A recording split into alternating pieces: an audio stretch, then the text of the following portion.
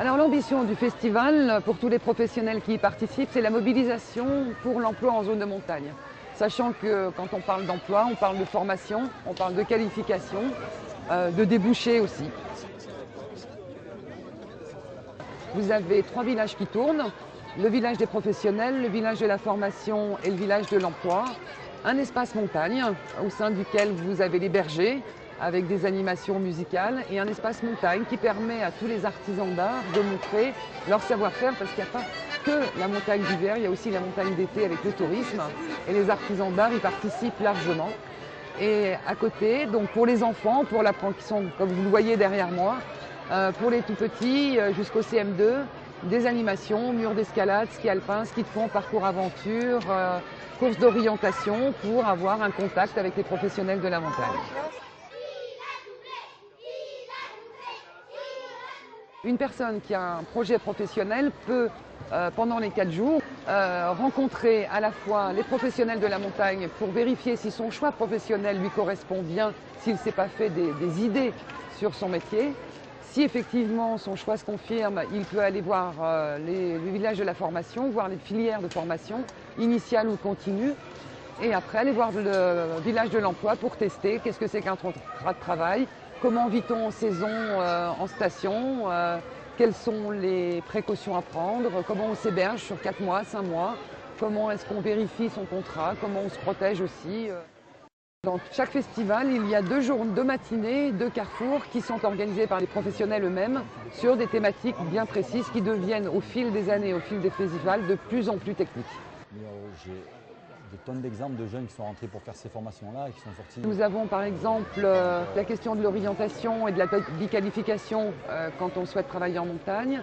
La mallette des secours dans les refuges, est-ce que c'est un luxe, est-ce que c'est une nécessité? Les médecins de montagne sur la prévention et l'impact du matériel de ski dans les fixations et dans les skis sur les traumatologies qu'on peut rencontrer en montagne.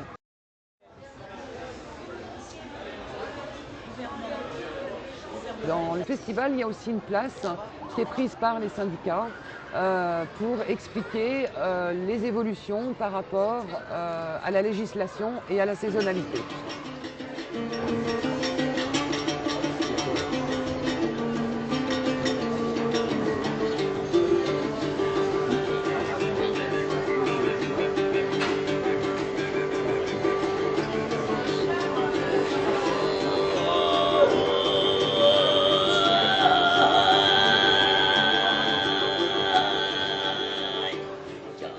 L'aspect international du festival s'explique de 2 façons principales. La première, ce sont les rencontres internationales qui sont conduites au sein du festival, les rencontres internationales des bergers, qui nous semblent un bon exemple. Et le deuxième niveau, c'est les délégations étrangères qui viennent sur le festival. Cette année, nous avons une délégation de l'Altaï, qui est toute proche de la Mongolie, une délégation du Hogar, donc qui vient d'Algérie. Et je trouve que cette rencontre entre montagnards de tous les pays est une forme d'enrichissement partagé et un échange de savoir-faire, puisque par exemple la délégation de l'Altaï vient chercher ici en Savoie, dans le festival, des savoir-faire pour développer leur zone touristique.